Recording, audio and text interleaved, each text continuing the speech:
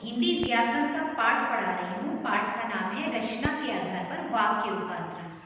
देखिए बच्चों, रचना के आधार पर वाक्य रूपांतरण यह वह प्रक्रिया है जिसके अंतर्गत एक प्रकार के वाक्य को दूसरे प्रकार के वाक्य में बदला जाता है, परिवर्तित किया जाता है, कन्वर्ट किया जाता है। अब रचना के आधार पर वाक्य के कितने भेद होते हैं? रचना के आधार पर वाक्य के 3 भेद होते हैं। एक है सरल वाक्य, दूसरा है संयुक्त वाक्य और तीसरा है मिश्रित या मिश्र वाक्य। बच्चों देखिए, सरल वाक्य जैसे कि नाम से ही स्पष्ट होता है कि सरल यानी कि सिंपल सेंटेंस, सरल वाक्य, साधारण वाक्य जिसमें एक कर्ता होगा और एक ही कार्य होगा। कर्ता एक होगा और कार्य भी एक ही होगा। जैसे उदाहरण के तौर पर, मोहन खाना खा रहा है, सोहन पढ़ रहा है, लड़का खेल रहा है, लड़की गा रही है।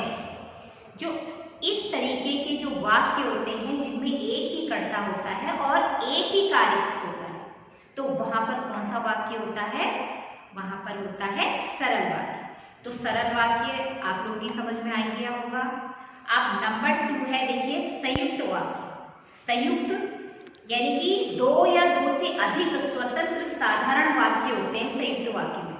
ये एक वाक्य नहीं होता, एक वाक्य में एक वाक्य के अलावा दूसरा वाक्य भी इसमें प्रयोग किया जा सकता है, तीसरा वाक्य भी इनमें होता है, यानी कि 2 या 2 से अधिक वाक्य संयुक्त वाक्य कहलाते हैं।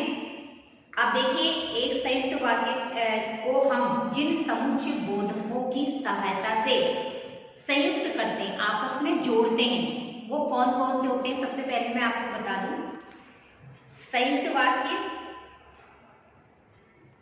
जैसे कि या, वे, अथवा, इसलिए, और, किंतु, परंतु, लेकिन, तथा, एवं आदि। ये जो समुच्चय बोधक होते हैं, इनकी सहायता से हम वाक्यों को आपस में संयुक्त करते हैं, जोड़ते हैं। तो बच्चों, आप लोगों को ये जितने भी समुच्चय बोधक हैं जो वाक्यों को जोड़ने का कार्य करते हैं, सबसे पहले तो आपको इनको अच्छी तरीके से याद करना है, ठीक है।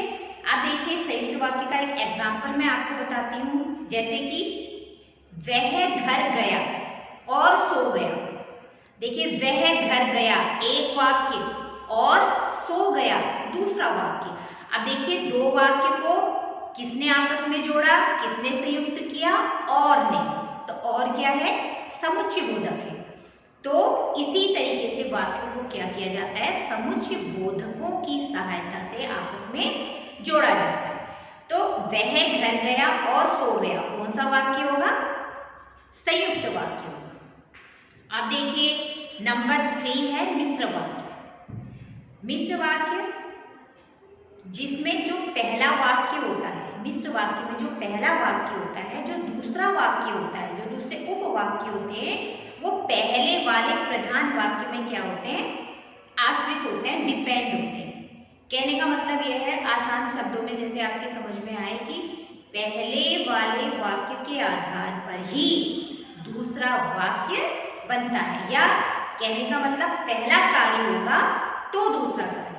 वे संयुक्त वाक्य मिश्र वाक्य कहलाते हैं। मिश्र वाक्य के भी जो मिश्र वाक्य को जोड़ने वाले जो शब्द हैं वो हैं जैसा, यदि, चूंकि, की, वैसा, जो, सो, जिसकी, उसकी, जहां, तहां, जब, तब, जैसी, वैसी, यदि, तो, जब तक, तब तक, जिन्हें, उन्हें।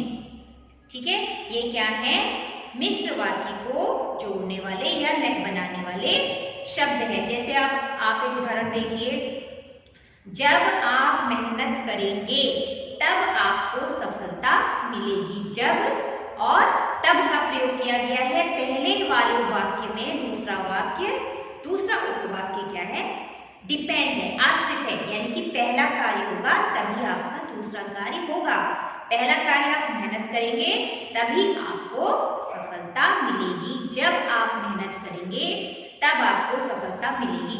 तो बच्चों, ये जो है आपके प्रश्न के आधार पर वाक्य भेद अच्छी तरीके से आपके बुक में बहुत सारे उदाहरण दिए हुए हैं। मैंने आपको एक एक दो एग्जाम्पल के तौर पर अभी समझाया, लेकिन आपको ये बुक में सारा देखना है अच्छी तरीके से। और इनके जिन समुच्चय बोधकों की सहायता से संयुक्त वाक्य कन्वर्ट किए जाते हैं, जोड़े जाते हैं, बनाए जाते हैं, तो उनको आपको अच्छी तरीके से याद कर लेना।